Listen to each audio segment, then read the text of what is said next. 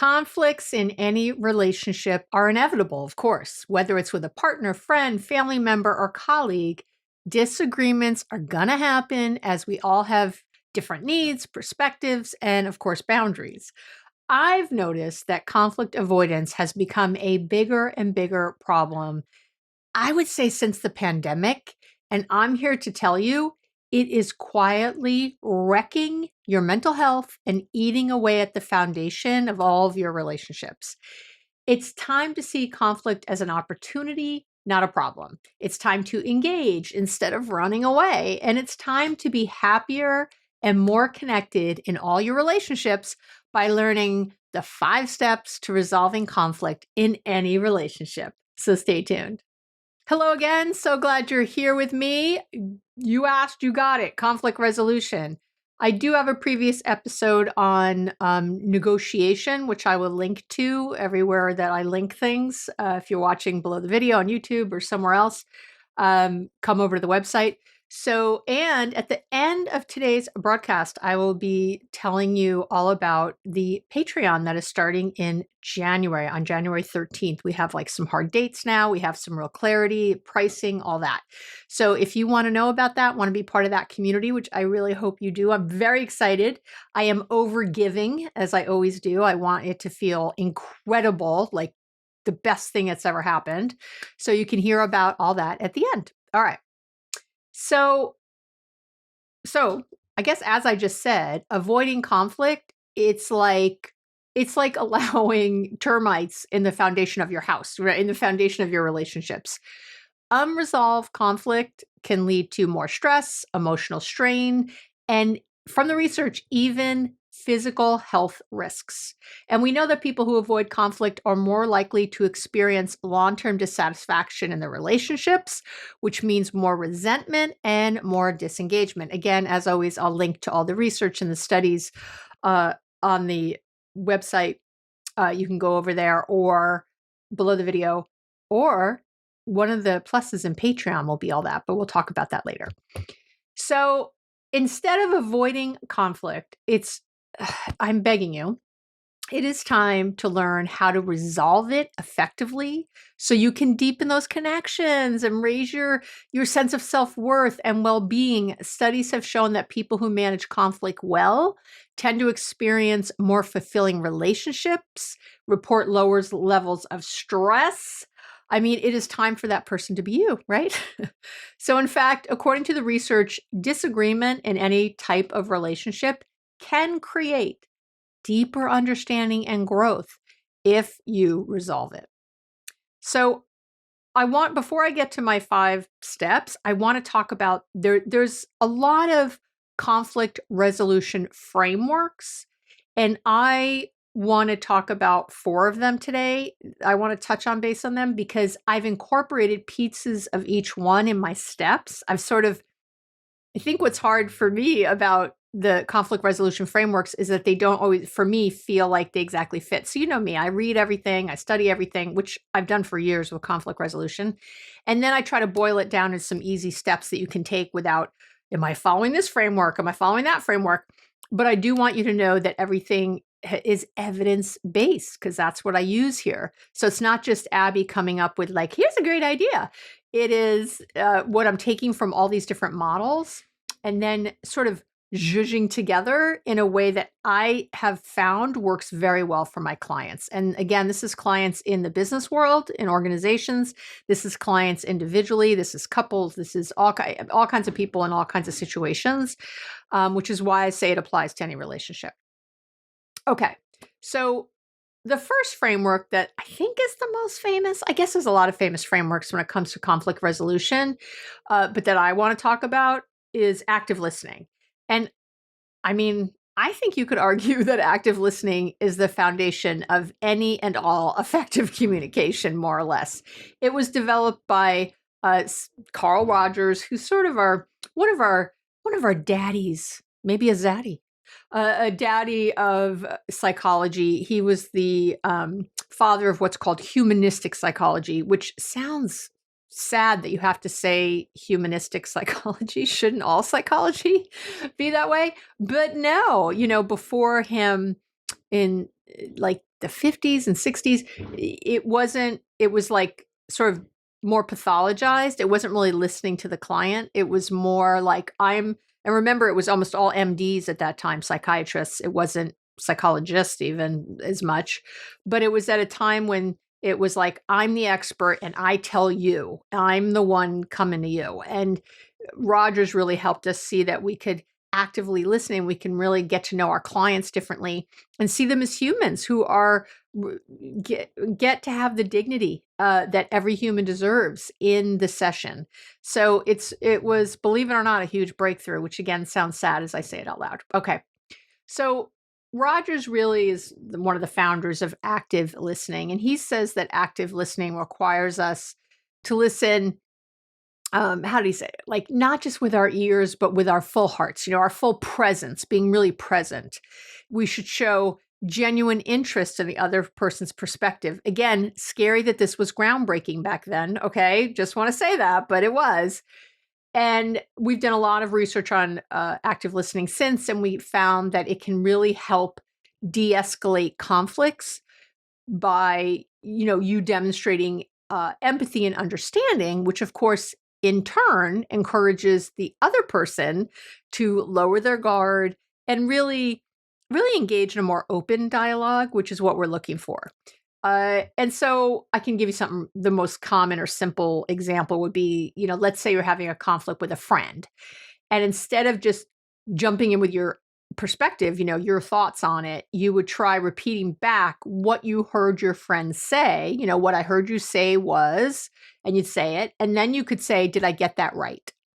And believe it or not, again, lots of research on this small action can really validate the other person's feelings and build a foundation for understanding. So active listening, when we talk about the 5 steps, will definitely be in there.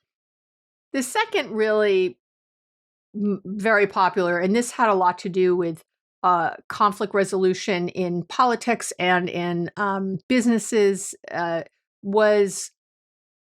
it's called Nonviolent Communication, or NVC, and it was developed by a psychologist named Marshall Rosenberg. And it's a framework that emphasizes empathy, clarity, and respect. Okay, so the key elements involve that you would observe without judgment, you would identify feelings, you would express your needs, and you would make clear, respectful requests. Okay, so you can hear a lot of mindfulness in there, can't you? And identifying your feelings and speaking them, so which is really huge. Which I'm actually not going to go too deep into when I go on my 5 steps, but it's certainly incorporated. And of course, there's a lot of studies with nonverbal communication showing that it can help reduce workplace conflicts, but also improve family relationships by facilitating this honest yet kind communication. So again, let's say you're in a disagreement with your brother, okay? And instead of accusing him, he took your car without asking. So instead of accusing him of being selfish, you might say, when you borrowed my car without asking, I felt frustrated because I need to plan my own transportation. In the future, could you ask me first, right? So there's identifying feelings, there's a mindful, kind request, right? All of it is in there. I think I did that perfectly, actually. Okay. The third one I want to mention is emotional validation. And of course, that has been, there's a ton of research by the amazing John Gottman and his wife. The Gottmans have, there's been a ton of research on emotional validation. I'll make sure I link to it, that they've done because they're famous marriage researchers. And it really, what they've shown over and over is the importance of acknowledging the other person's feelings without offering solutions right away or criticizing in any way. And their research shows that couples who practice validation during conflict are more likely to feel close and satisfied in their relationships. Okay, I know. So validating someone's emotions doesn't mean you agree with them. Remember, it just shows you recognize their perspective. I feel like that's where people get really hung up. They think it means I agree and I don't agree, that you should think this way, whatever. And so I'm trying to think of how to use it. So like let's say I haven't done work yet, have I? Like, so let's say there's a workplace conflict. You might say, I can see that this project means a lot to you and that you feel strongly about it, right? When you're in a conflict, that you're validating the feelings as the person is there. And so your colleague is going to feel valued and heard, right? And that, of course, can pave the way for a more constructive conversation about the fact that you have differing opinions. Or if you are arguing with like your partner, you might just say, I can see how upset you are. I get that you're angry and not feeling heard. And then, but don't go into rebutting or, yeah, but I was listening or, anything else. Just you say it without the solution of the criticism on the other side. You just leave it there. You just validate the emotion. Yep, see this emotion. And then the fourth framework, conflict resolution framework I want to talk about, and the last one, and there's many more, don't get me wrong, is reframing and perspective-taking. And reframing and I've talked about reframing 100 times, right, on the podcast. It's about shifting your mindset to view but in this case, to view the conflict as an us versus the problem instead of a me versus you. Okay. So that is a huge shift in mindset, a huge reframe for how you're approaching it. It's an us versus the problem instead of me versus you, right? So the problem's out there. And I like that one a lot and I've incorporated it. And there's been a lot of research on perspective taking, and it shows that when we try to understand another person's viewpoint, it reduces biases, I guess you say, yeah, biases, and enhances empathy. So if, this is good stuff. So if you're in a conflict with, again, let's say maybe your partner or a friend, rather than viewing the argument as a sign of the relationship weakening, you might reframe it as an opportunity to understand each other's needs more, each other's preferences better, and seeing it as strengthening your bond, not getting in the way of your bond. So really good stuff. Okay. Hopefully that all makes sense. Okay. So these are all the places I'm taking things from. So any of the research is going to be linked to all that, not to my 5 steps, because these are things that I've sort of created from that. I always want to be crystal clear where things are coming from. And by the way, I want to throw in a quick plug that I really appreciate the beautiful emails I get from you and DMs letting me know how the information you get from me is really changing your life for the better. I read everything. I so appreciate it. And I also want to really ask that you please leave a review for the podcast. I mean, send me an email. I love it. But then just copy and paste that more or less. On Apple, you can do that. On Spotify, you really can't leave a review in the same way, but or comment under a video with it, or put it somewhere that's like where, again, getting more reviews for the podcast is always wonderful. And it's just a great way to help. And as I always talk about, our relationship is reciprocal. I am giving and I'm happy to give, and I am here to give and serve. I am here to serve. And if you just sit and take, that is called entitlement. And I never am a fan of that. This is a reciprocal relationship. So, and you feel better when you give back. You feel like you got so much from me.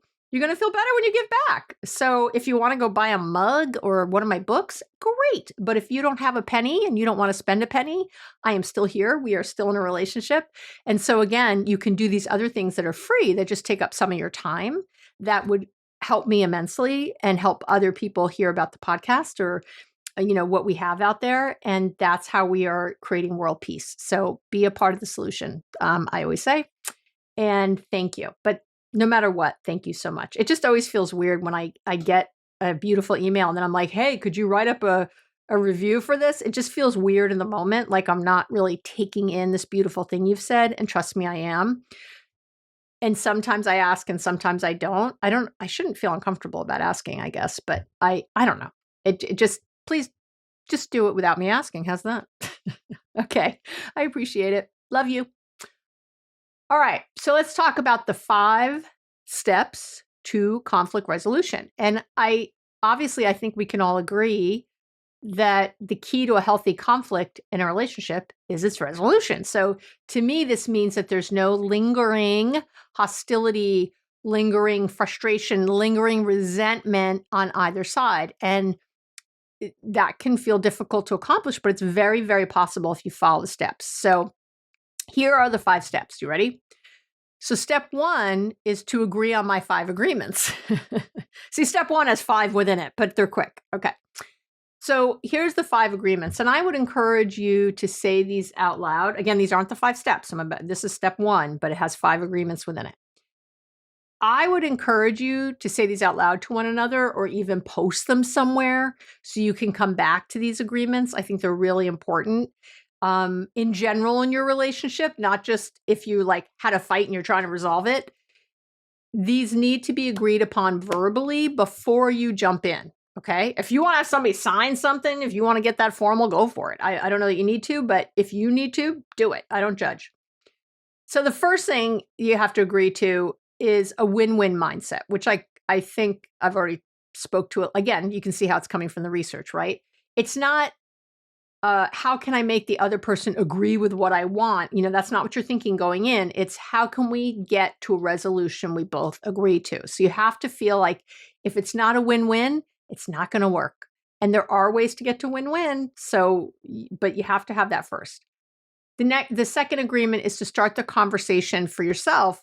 What do I always say? Looking to learn something, not prove something. And this is where active listening really comes in.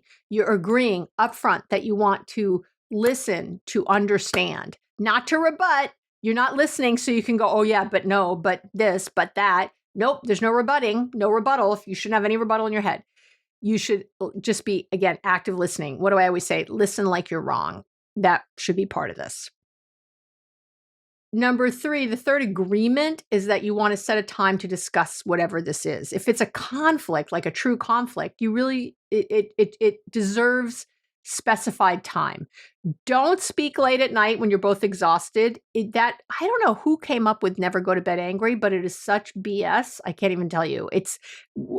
No, you were much better off going to bed angry than saying more things which can irreparably damage your relationship. And that's what happens. If it's 2 a.m. and you've been arguing for hours, or your partner woke you out of a dead sleep because they couldn't stop, they couldn't sleep themselves. No, babe. No. Baby, I love you. I love you. Stop that. So do not do that. It's better to go to bed angry, get as much sleep as you can, take some melatonin, do whatever you got to do, or whatever you might have, or listen to one of my fabulous meditations, do something free on YouTube. Do something so you go to sleep, or if best you can. Otherwise, you really will create more issues. Don't speak about this stuff. Also, I'll tell you, and I've had many people tell me this, you often wake up less angry, so the conversations go better anyway. You're not in the moment of all that kind of hyper vigilant language. Your emotions aren't on high alert. And the other thing connected to this is don't speak for hours about something. Set aside an hour and accomplish what you can in that time. You should be able to, I'm sorry, I shouldn't say should. I would like you to work towards a goal of being able to resolve conflicts effectively and efficiently, which means that if you stick to my 5 steps, you will be able to move through them quicker than circling the drain over and over. Okay? Okay. Number 4, this is still step 1 in the 5 agreements.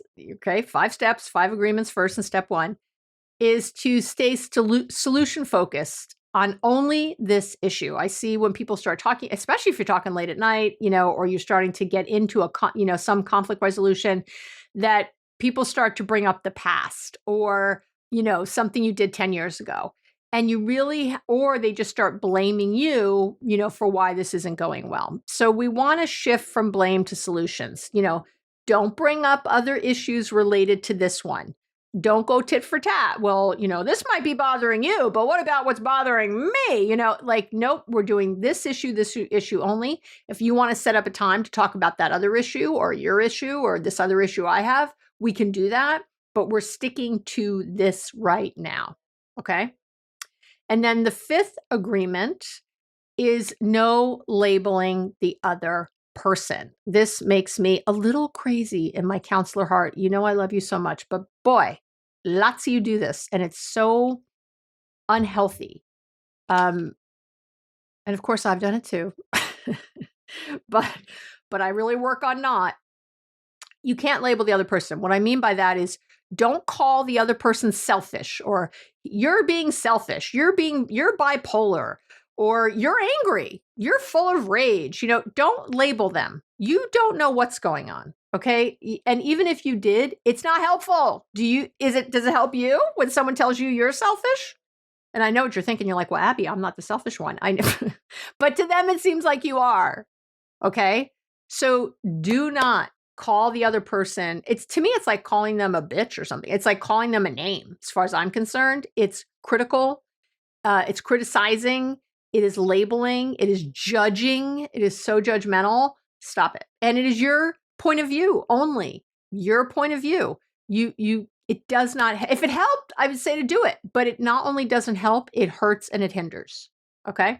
All right. So that's step one, the 5 agreements I want you to agree to first. If you can agree to those things first, going in, I'm telling you, the energy will 100% shift. You will find that you're in such a different place having the conversation than when just starting on those terms. And even if you've done this before, reiterate the terms. I do have a couple who uses these pretty often. And but they always reiterate them first. They'll say them out loud to each other, which I think is brilliant. That's the best way. And they just really look at each other and get like, yes, we're not just reading this, we're integrating this right now. Okay. Step 2 is to focus on yourself, not them. I know, no one likes to hear this. There's a really good book I read called Getting to Yes with Yourself, and it is by Harvard Negotiation Project co-founder William, I think it's Uri, it's Ury. I apologize if I said your name wrong if you're listening. But I just said I loved you, so that should go a long way. If anybody knows him, let him know. I think he's amazing. He says that our biggest obstacle in any negotiation, which this is, right? We're negotiating in a conflict, is ourselves. So, we're always blaming, oh, it was a bad time, or, you're blaming your partner, you're blaming the dog, your lack of power, but it's really you that gets in the way of your success the most. And I say this with all the love in my heart, of course, because I love and adore you. This happens to me too. It happens to all of us. He says that we sabotage ourselves by reacting in ways that don't serve our true interests. And that's exactly what happens, right? You can relate. I know you can relate because you revert back to old patterns and behaviors when you're trying to resolve a conflict and you're acting defensively, you lose your temper, you say yes when you meant no, you withdraw instead of being assertive. You get angry or impatient, right? I know, we all do it. And that leads us to make choices or concessions that we regret later on. And so it's really important that you are right here, right? That you get that. So learning to be more self-aware, understanding your own unhealthy patterns and your cycles is really the first step to making that stop. And I will link to them. I have tons of episodes on self-awareness and mindfulness. If you get the Boundaries Made Easy, my last book, I have a whole chapter in there on mindfulness and self-awareness, 2 different chapters. The Boundaries Made Easy workbook, by the way, will be out. I can't remember when this is getting dropped in November. I record these earlier. This particular episode's in November. The workbook's coming out in December, so of 2025, whenever you're listening to this. So it's just so important to understand your patterns, to really know yourself. And if you keep doing what you've always done, right? What are you going to get? You're going to get what you always got. So it's time to work on your self-awareness, really diligently working on raising your emotional intelligence and your emotional regulation, really working on your emotional regulation. Again, I'll link to all those. I've done episodes on all of those things. I will link to them. Okay. So go listen. And it's really crucial to note how you're feeling and get yourself to a good feeling place before you have any conversations where you're trying to resolve a conflict. I would say that's the biggest piece to understand. If you're in a bad mood, if you're anxious, if you're overwhelmed and you try to have a conversation, not going to happen. You're already in the fear side of your brain, and we want to resolve the conflict. So make sure you're in a strong, healthy, calm place first. Okay. So that's all you, starting with you. It's all about you. That is step 2. Okay. Get to you. Step 3 is to state your intentions first. I talk about intentions a lot. I have a wonderful video on YouTube called the 18-second shift, because on average, it takes 18 seconds to set intention. I can't help you if you don't have 18 seconds. Okay. So you want to start any conversation with setting a conscious intention or goal. You could have a goal of being curious in some way. I talk a lot about, again, setting intention and getting yourself ready for these types of conversations. I have a really great episode called How to Listen Without Getting Defensive or Hurt. Again, I'll link. I have another one about what to do when the other person always gets defensive when you're trying to talk to them. I got a lot of these. So there's a lot of good information I have. Please go spend time there. But for now, I want you to realize you have to spend some time beforehand getting yourself into that good feeling place. So again, don't go in anxious or worried. The other person picks up on that, and you're just going to be screwed before you even start. So instead, you want to focus on how you want that conversation to go, not on what you're afraid might happen, because that's what happens. That's why people avoid conflict. They're like, oh, he's going to say this, he's going to get mad, this is going to happen, they're going to hate me, they're going to abandon me, they're going to reject me. Not helpful. Not helpful. So that's what might happen. Instead, decide how you want it to happen and say it out loud. So start the conversation. Listen, I love you. This is hard. But it's my intention to listen. Could be a friend. It's my intention to listen to you with an open mind and an open heart. Maybe it's a coworker. It's my intention that you'll feel heard and understood. It's my intention with your partner, maybe. It's my intention that you and I will both walk away from this conversation feeling more connected and more bonded than ever. It's my intention to stay mindful throughout this conversation and notice any unwanted feelings, right? And notice my feelings, how I'm feeling in a moment. It's my intention to focus on being patient and asking questions instead of making statements, right? Again, I think the most important intention is to listen like you're wrong. It's my intention to listen like I'm wrong. It's my intention to actively listen to what you're saying and ask really healthy, good questions. It's my intention that we will both walk away feeling so good after this conversation. These are talk about setting things up to win. This is the way.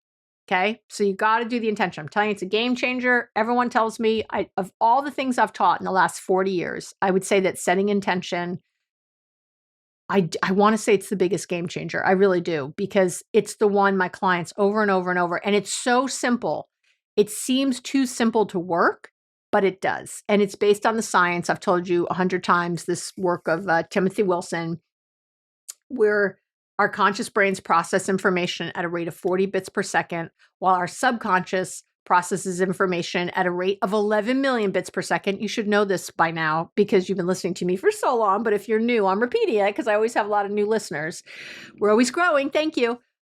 Which means that people pick up on all that energy subconsciously that you're putting out. So if you're worried and you're anxious and you're scared, that really gets in the way. But when you can align your energy and have that intention and do those agreements first, now we're all aligned in those 11 million bits, because you can, we've all been in that meeting hearing someone talk all the talk. And the whole time we're like, they're full of crap because of the 11 million bits. So everything has to be aligned. All right. Step 4, I think, is another big game changer, and that is to change the paradigm. Okay. So here's my experience with all of this is that when we are in a disagreement with another person, right? We're in a conflict, a disagreement, that everyone tries to do the talks along a line. All right. So I want you to picture just a line where, horizontal line, and you're at point A and they're at point B at the end of that little horizontal line, right? And so the two of you are playing kind of an imaginary tug of war along that line. You're trying to pull them towards your way of thinking, and they're trying to pull you over towards their idea of what's right or the best way to do something. And of course, we naturally resist because we don't want to lose. We're thinking like, no, you're going to win. And in my experience, people always feel like they gave up more than the other person.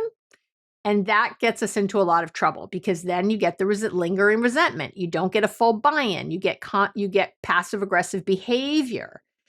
And so I don't think people really can find a space along that line. I want you to change the paradigm. I want you to think about conflict resolution as a triangle. Okay? It's a triangle. You're down here at point A. The other person is down on point B along the base of the triangle. But you're both looking up towards point C at the top of that triangle. You don't look at each other. You're looking up, because what's at point C is something you haven't thought of yet. It's something that hasn't even been discovered yet. And I know a lot of times when we're arguing with someone or having a disagreement, it seems like there's only two choices, right? It's either my way or your way. Our kids are going to go to private school or public school. We're going to move to this town or that town.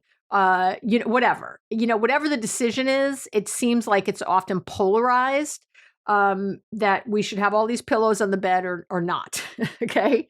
And instead, when you look at the triangle, what happens is you're both brainstorming towards a new idea together that neither of you has even thought of before. You're going to approach this as neither of you being right, but instead as a discovery and brainstorming mission. Neither of you knows yet where it might end up, but point C is something you both buy into. And I will tell you, even if you end up deciding on your way or their way at the very end, or whoever's initial plan there was, this process of really open inquiry and collaboration, it ends up ensuring buy-in from both of you when it's all said and done. Okay? And you're brainstorming effectively when you come up with many more solutions and ideas than the two sides you started with. There are always many, many answers to any issue. So make sure you're allowing yourself, the freedom to really expand your thinking, to really wonder. So, instead of thinking, we have to live in this town or this town, you can, where else could we live? Or could we live in both? Or could we both quit our jobs and go traveling for a year? Could we, I don't know. Like, there's a million things you can do. I want you to say crazy crap. We can go live on a boat. Let's get a houseboat and travel. Just say any dream you have, anything you could possibly think of. If you're thinking of private school and they want your kids to go to public school, what else is there? We could start a charter school. We could start our own school. We could have the kids maybe go to a religious school instead of a secular school. We could have the kids homeschooled. We could travel and they could do school on a boat. I keep saying boats. It's not like I'm in that boats, but you know what? I mean, we could have them not even go to school, raise them feral in the woods. I don't know. There's a million options, more than this or that. And as soon as you're in this or that language, that's how you sort of know you're not brainstorming effectively. So start to brainstorm. Start to really go to each other. Okay, so yeah, those are two of the ideas, public or private, but what else is there? Let's get crazy. And if you can't think of anything else, you're not ready to have this conversation. I say with love, because I love you. But you're not ready to have the conversation if you can't even think of that. Think of 10 more, 5 more, something, options. And as you do that, you really start to collaborate together and think of other things like, oh, if we did this and what about that? And that starts to open our mind even to each other's stuff, right? And then you can get to step 5, which is to ask collaborative questions. And I talk about, right? And by the way, I have a list of collaborative questions that you can download. And And by the way, that's going to be one of the fun things on Patreon. All this stuff is going to be in one place for you, but I'll get to that when I finish. I want you to ask collaborative questions. How many times have I talked about don't SAC your relationships? Don't offer suggestions, give advice, or criticize, right? In this or any conversation, really. Instead, you're going to be curious and ask collaborative questions with the intention of having a better understanding of what the other person wants and needs. Do you understand? Are you hearing? Your intention is to have a better understanding of the other person's wants and needs. What's driving their thinking? What's underneath what they're saying they want? Stay away from why questions, because that tends to put people on the defensive. Well, why are you thinking that? What made you come, why'd you come up with that? Not good. So again, that's why I have this list of collaborative questions. My favorite collaborative question, can you tell me more about what public school means to you? Like, let's talk about it. Tell me more. And then you should be leaning back and listening.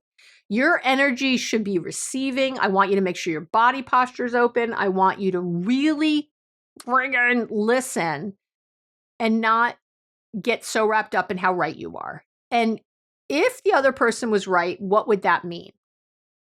So can you tell me more about that? And keep asking that same question. Sometimes I ask that 5 times. They'll say something. I'm like, okay, so you think public education, there's more diversity. Okay, tell me. So talk to me about diversity for you. What?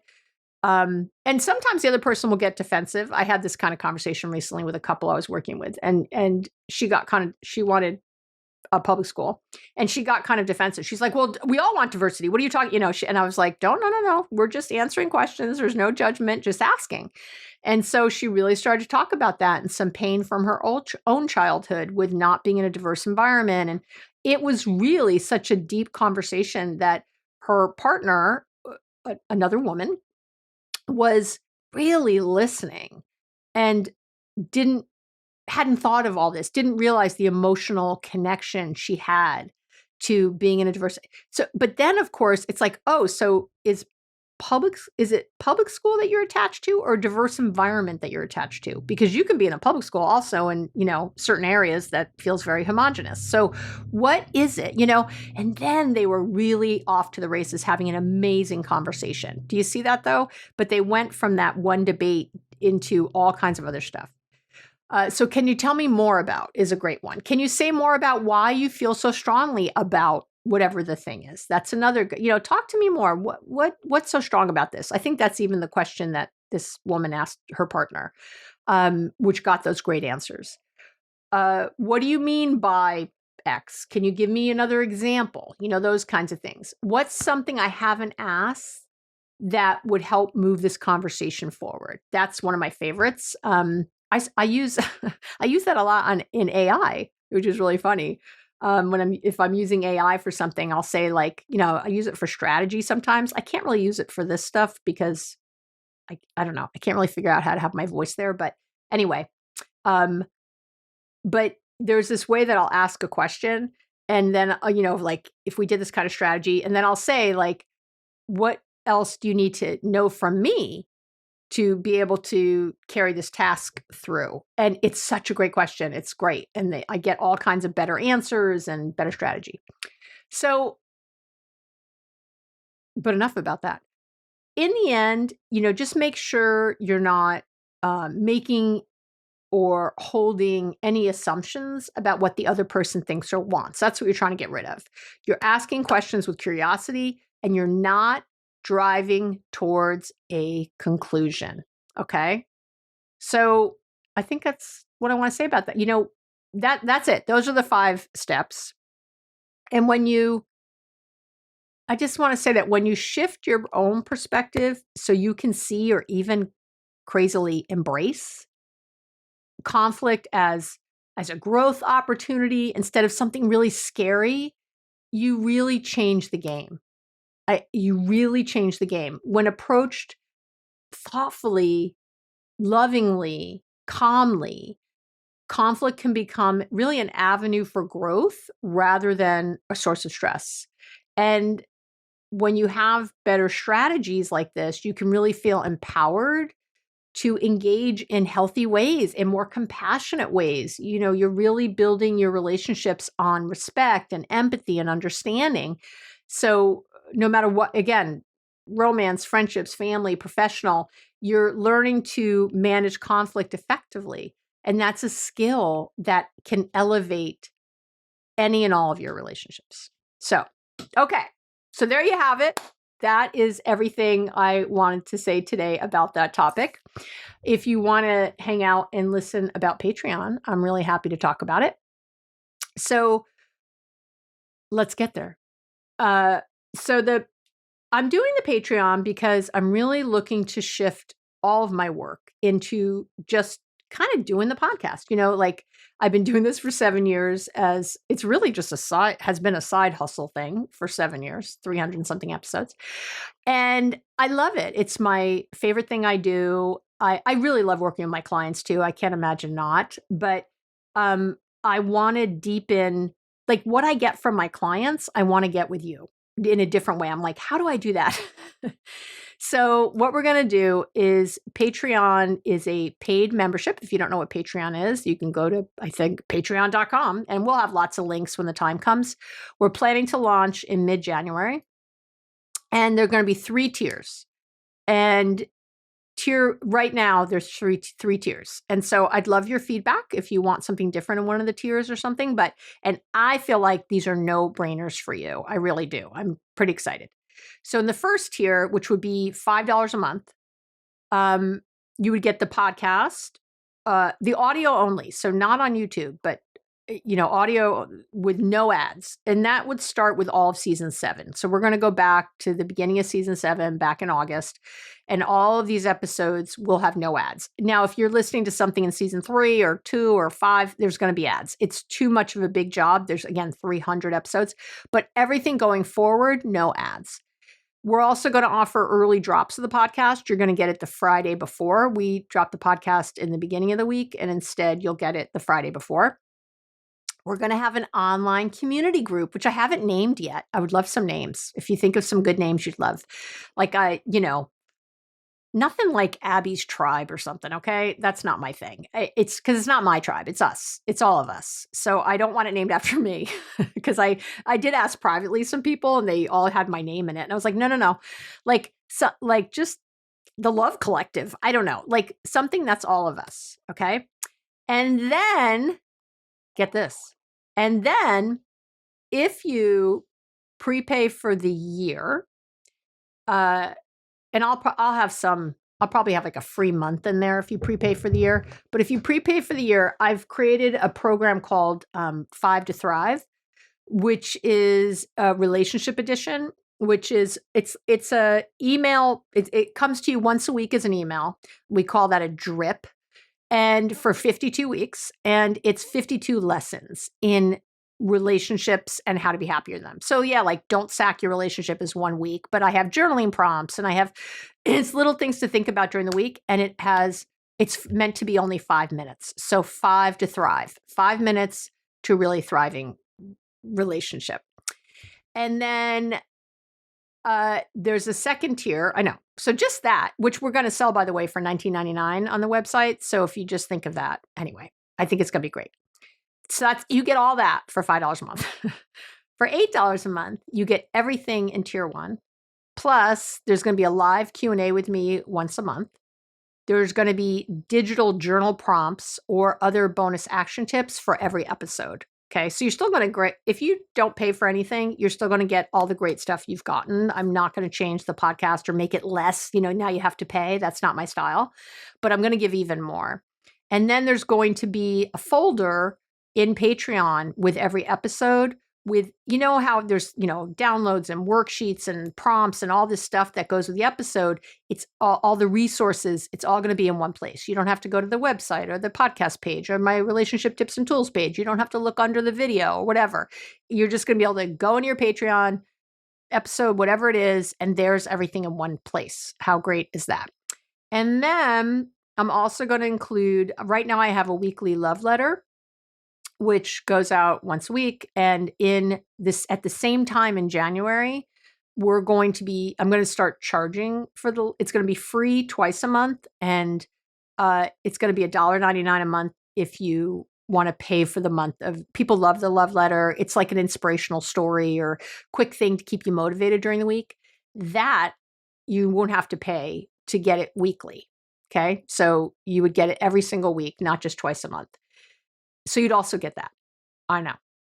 And then for $12 a month, you get everything in tier 1 and 2. Plus, I'm going to do an audio visualization download for you once a month. So you're going to get like me doing like a little audio visualization, something like stopping negative thinking, or choosing wellness over illness, or how to stop thinking about your ex, or whatever. You're going to be able to have input into what I give the audio about. And then there's going to be a live Q&A with me 2 times a month, and my Learn to Meditate in 15 Minutes program included. So, and then there'll be deals also if you prepay for the year. So there you go. And I'm excited. I'm really excited to offer more, but mostly to be more connected to you, to have more places where we can talk and you can ask questions. And I'm really excited about the live Q&As. And that's how that's going to look. So that's going to start in Monday, January 13th, 2025. And I'm excited to build that community and really have a force for love and a force for effective research-based information. And again, if you choose not to come in, it's fine. The podcast will not change. You will not notice a change in the podcast. It will not be less. It will still be everything I have to give for free, always, because you deserve that. And if you don't have the means to pay or don't want to pay, that is fine. It's still here for you. Okay. All right. That is it. That's all my exciting news. I'm so happy you're here with me today. I love you. I love our connection. I'm grateful for it. I appreciate it so much. Really, it just fills my heart. I'm lucky. I'm a lucky gal. All right. Mwah. Have an amazing week, and I'll talk to you real soon.